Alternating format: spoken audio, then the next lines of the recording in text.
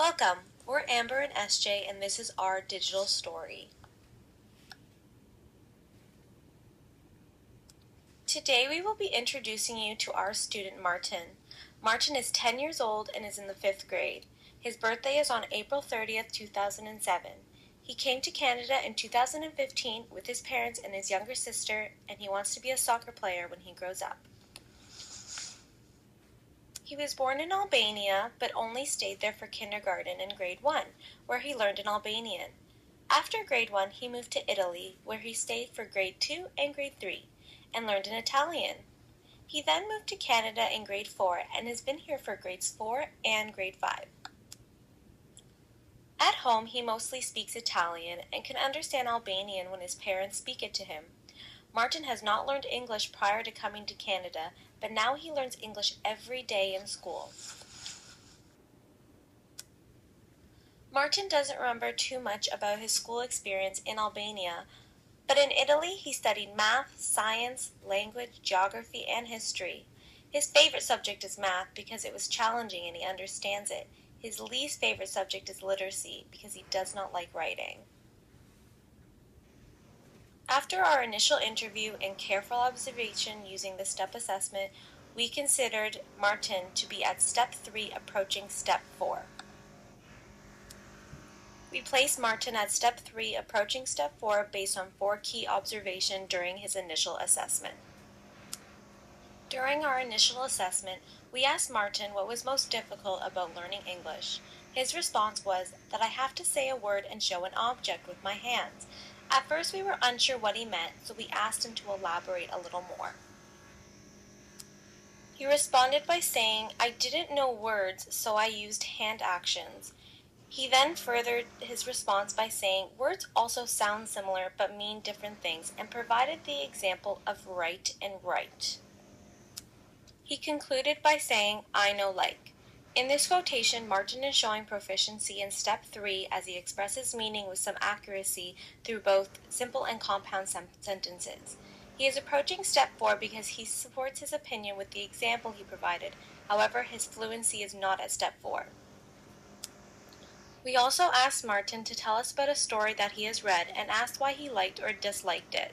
His response was, Little Red Riding Hood. I liked the ending, but I didn't like when the wolf ate the grandma, and now I don't like wolves. This response would be at a Step 3, as it shows his ability to express meaning with some accuracy. Another question we asked Martin was a multiple-step instruction question. We asked him to tell us about his trip to Canada, and how did he feel about coming to Canada and why? Martin's response was, I was very sad because I was leaving all my friends and cousins, and I don't know a lot about Canada. The only thing I knew, it was cold here, and I'm not coming from a very cold country. Martin is able to respond to a variety of questions, placing him at Step 3. He approaches Step 4 as he uses a variety of sentences to support his descriptions of his feelings.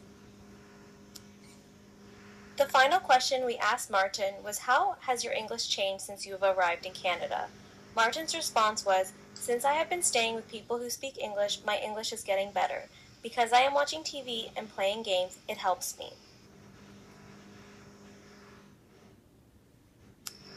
Implications for future practice. During the interview, Martin explained how his classes at home were very different from his classes here in Canada. For instance, he explained that there was more discipline in classrooms back at home and that class sizes were much bigger.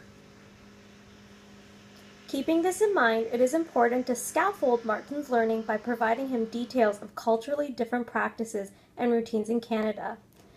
This could help him transition to his school life here.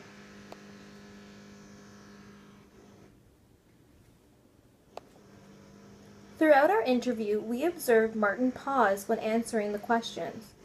He would also use hand gestures to explain his thinking rather than using words. This led us to consider that Martin may have stronger input skills than output skills. He seems to understand the questions we were asking him, but did not have the vocabulary to answer in complete sentences. Ways to support Martin's vocabulary include access to dictionaries, a thesaurus, using plenty of visuals and labels when explaining new content, and engaging in broken sentence activities to help support his ability to form sentences.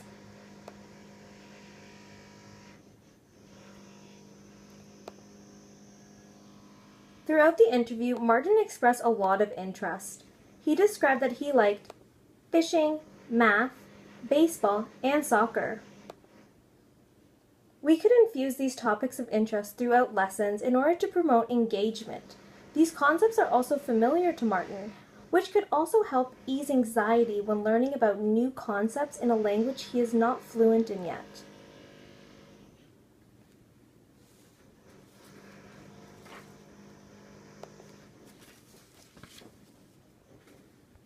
The textbook also mentions that there are no drawbacks for a student to learn in both their L1 and their L2, and in Martin's case, his L3 as well. From the interview, we know that Martin can speak and read in Italian, and that he doesn't like writing. With this information, we can encourage Martin to write in Italian and translate it into English. This could promote literacy in both of his languages. This concludes our digital story. Thank you for watching.